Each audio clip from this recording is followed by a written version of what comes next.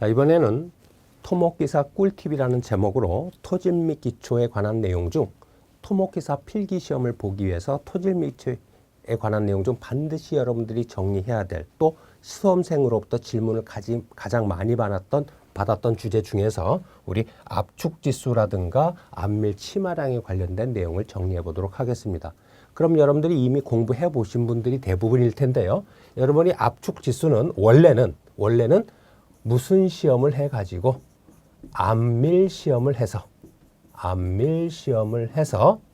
간극비와 하중관계곡선, 세로축은 일반 산술 눈금으로 간극비를 표시하고요. 그 다음에 가로축에는 밑이 10인 상용로그, 하중을 상용로그 눈금으로 이렇게 표시해서 반대수 용지에다가 하중별로 간극비와 하중 사이의 관계 그래프를 그리면은 어느 하중 한 단계의 그래프만을 끊어서 그리면은 곡선부가 그려지고 직선부, 이런 식으로 곡선부와 직선부로 나뉘어집니다. 그래서 우리가 여기 나오는 압축지수 CC, 요거는 우리가 무엇을 위해서 필요하냐면 압밀 치마량 델타 H를 구하기 위해서 필요한 값 중에 하나야.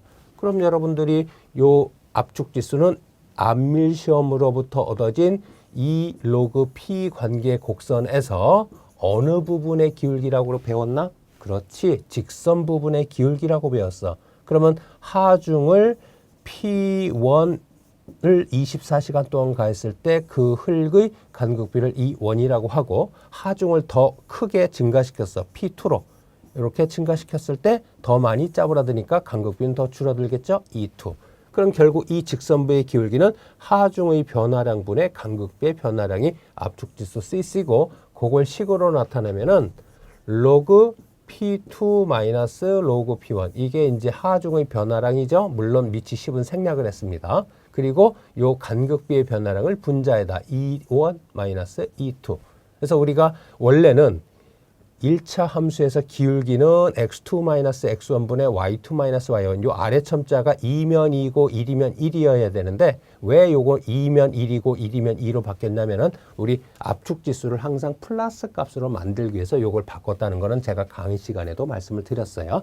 그래서 압축지수는 원래 요렇게 이제 직선부의 기울기로부터 구하고 경험식으로 또 압축지수를 구하는 것도 있더라라는 거. 그거는 액성 한계 시험으로부터 얻어진 액성 한계 WL 또는 오메가 L을 알면은 불교란 시료일 때와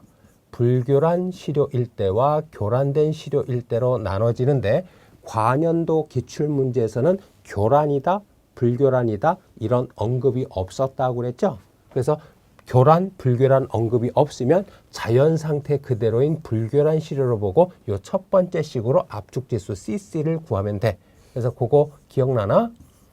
불교란 시료일 때 압축지수 CC의 경험식은 0.009 가로에 X한계 WL-10 요거다라는 거. 그 다음에 교란된 시료인 경우에는 0.007 곱하기 X한계 마이너스 10이라는 거, 요 두식 제가 설명을 드렸습니다.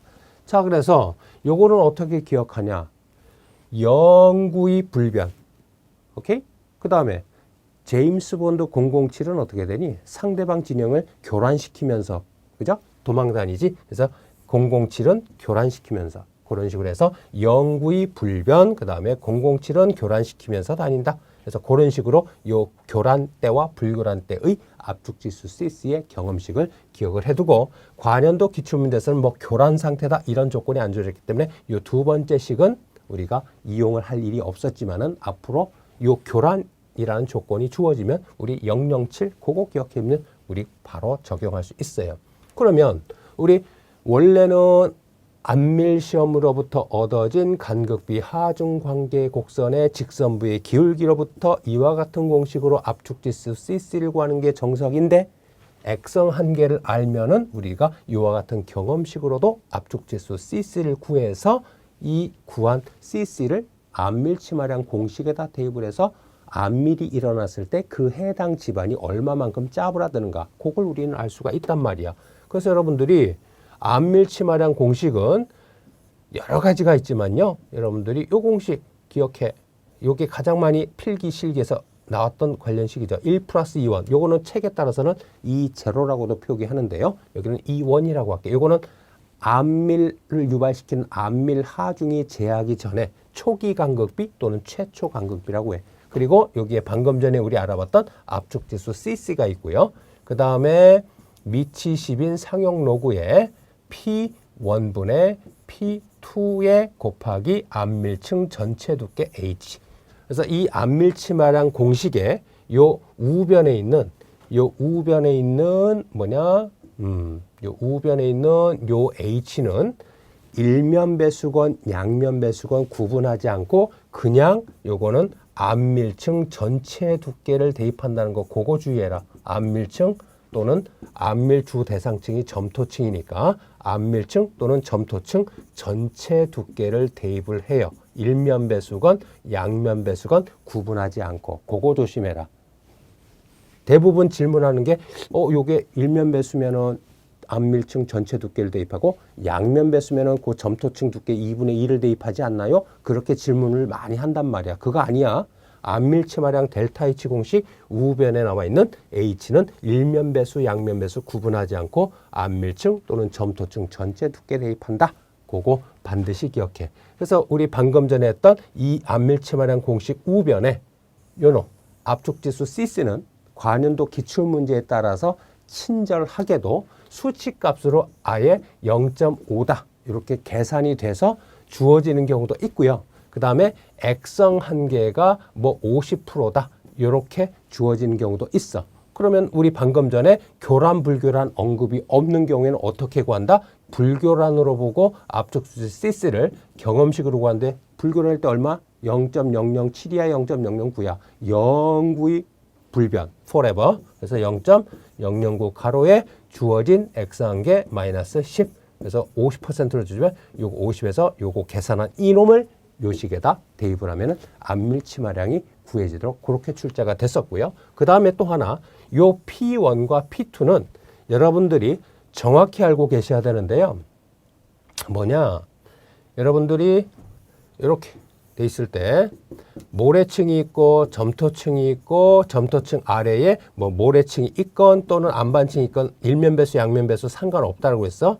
그래서 P1과 P2는 문제에서 별도의 언급이 없어도 이 모래나 안반층 이거 신경 쓸 필요 없다. 요 점토층 중앙 지점에서의 유효 연지 극력을 계산을 해야 되는데 P1은 암밀을 유발시키는 암밀 하중 델타 P가 작용하기 전 점토층 중앙 단면에서의 유효 연지 극력을 계산해야 되고요. 그 다음에 P2는 암밀을 유발시키는 암밀 하중 델타 P가 얹어졌을 때 역시 점토층 중앙 단면에서의 유효 연지 극력을 대입하니까 P1만 계산을 하면 P2는 여기다가 그냥 암밀 하중 델타 P를 더해주면 이게 P2가 되는 거죠. 그래서 P1과 P2는 어디?